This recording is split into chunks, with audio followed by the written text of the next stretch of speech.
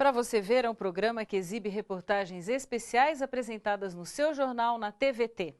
Nosso assunto hoje são as várias comissões da verdade, instaladas por todo o país por diferentes instituições para investigar violações de direitos humanos pelo poder público que aconteceram entre 1946 e 88, principalmente durante a ditadura que vigorou de 64 a 85. Conhecer a verdade é um direito do cidadão, fundamental para que os erros não se repitam. Em maio de 2012, a presidenta Dilma Rousseff instalou em Brasília a Comissão Nacional da Verdade. Formada por 7 integrantes, com presidência rotativa, a comissão deve esclarecer centenas de casos de tortura, desaparecimento e morte e identificar culpados. A comissão não tem poder de punição. Cláudio Fonteles, ex-procurador-geral da República. Gilson Dipp, ministro do STJ. José Carlos Dias, ex-ministro da Justiça. José Carlos Cavalcante Filho, advogado. Maria Rita Kel, psicanalista. Paulo Sérgio Pinheiro, sociólogo.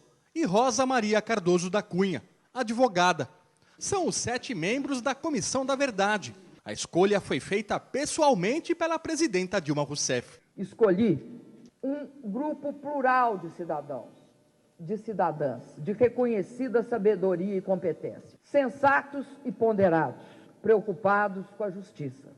A Comissão da Verdade terá o prazo de 2 anos para apresentar relatório com o resultado de investigações de abusos contra os direitos humanos, cometidos entre 1946 e 1988. O período inclui a ditadura militar, de 64 a 85, quando cerca de 400 pessoas foram mortas ou desapareceram e milhares teriam sido torturadas. Entre elas, a própria presidenta Dilma Rousseff, que não conseguiu segurar a emoção. O Brasil merece a verdade.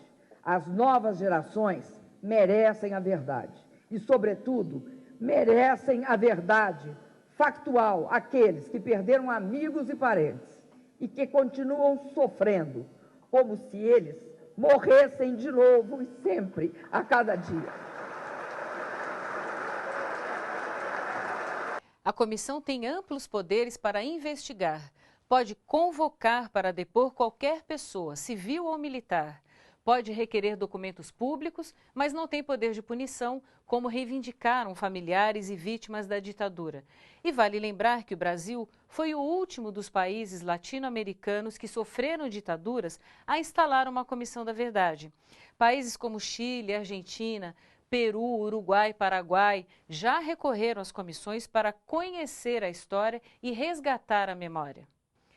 Em 1 ano de trabalho, a Comissão Nacional da Verdade já ouviu centenas de depoimentos de trabalhadores indígenas, empresários, militares, estudantes, camponeses, parentes de mortos e desaparecidos, além de empresários e exilados. Reuniu farta documentação e ainda tem muito trabalho pela frente. Vamos ver o balanço de 1 ano das atividades. 1 ano de trabalhos da Comissão Nacional da Verdade apresentado em números. Foram promovidas 15 audiências públicas em 9 estados. 268 depoimentos foram colhidos dentro e fora do Brasil. Entre os que falaram, estão 37 agentes que colaboraram com o regime das ditaduras entre 1946 e 1988, além de 24 militares e 207 vítimas e testemunhas. 19 milhões de páginas foram recuperadas em 250 arquivos em todo o país. Apenas 15% estão digitalizadas. A Comissão Nacional da Verdade revelou que a Marinha Brasileira guardava um documento com mais de 12 mil páginas, que pode revelar o destino de 11 desaparecidos na ditadura militar. Um dos documentos, de 1972, reconhece a morte do deputado Rubens Paiva, no DOI-CODE do Rio de Janeiro, 1 ano antes. Em 1993, a Marinha havia informado ao Ministério Público, ao Congresso Nacional e à Presidência da República que Rubens Paiva desapareceu após fuga do DOI-CODE. Em encontro privado com a presidenta Dilma Rousseff, a Marinha teria ratificado a informação. Com a suposta mentira do órgão militar, serão criadas novas frentes de investigações. Olha, é muito pouco provável que o general Médici, que era o general-presidente em 1970, não recebesse informações do seu ministro mais importante, que era o ministro do Exército, que era o general Orlando Geisel, que era irmão do que seria depois presidente da República, Ernesto Geisel. A comissão também falou sobre a dificuldade de obter dados sobre as mortes de camponeses e indígenas durante a ditadura. O número oficial é de 337 mortes, considerado baixo e fora da realidade. É muito difícil localizar que tipo de autoridades, mas que são agentes do Estado, participam ao lado de fazendeiros de massacres, cedendo armas, cedendo soldados locais. O número passa de 1.000, dos que a gente já tem nos livros de pesquisa do Ministério do Desenvolvimento Agrário e Secretaria Especial de Direitos Humanos sobre mortes no campo. Representantes da sociedade civil e de organizações de vítimas e familiares da ditadura compareceram à audiência em Brasília. Eles cobraram mais agilidade nos trabalhos da Comissão da Verdade e pressionam o governo pela não aplicabilidade da lei de anistia. Já que o nosso Supremo bateu o carimbo de válido nessa lei, ou se revoga, ou se extingue, ou se muda, como tem o projeto de lei da deputada Luísa Erundina, ou eles vão ficar impunes. Mas que pelo menos a comissão nomeia todos, tenha, como aquela colega falou, a punição moral, torne público. Esse militar cometeu esse crime. Uma das iniciativas de maior repercussão da Comissão Nacional da Verdade e que deixou às claras crimes cometidos durante a ditadura militar foi a emissão de um novo atestado de óbito do jornalista Vladimir Herzog, determinada pela Justiça de São Paulo. No novo documento, consta que a morte do jornalista em 1975 foi decorrente de lesões e maus tratos sofridos em dependência do 2º Exército em São Paulo. Na época, a morte de Vladimir Herzog foi considerada suicídio. No mesmo ato público em que a família recebeu um novo atestado de óbito no Instituto de Geologia da USP, o estudante Alexandre Vanucci, morto pelos militares em 1973, foi reconhecido como anistiado político. Minha mãe costumava dizer que o golpe de 64 invadiu a nossa casa como um vendaval. Minha mãe dizia que ela nunca, na vida dela, como mãe, como dona de casa, ela imaginou que tivesse que proteger a família dela, tivesse que proteger os seus filhos do perigo representado pelo Estado.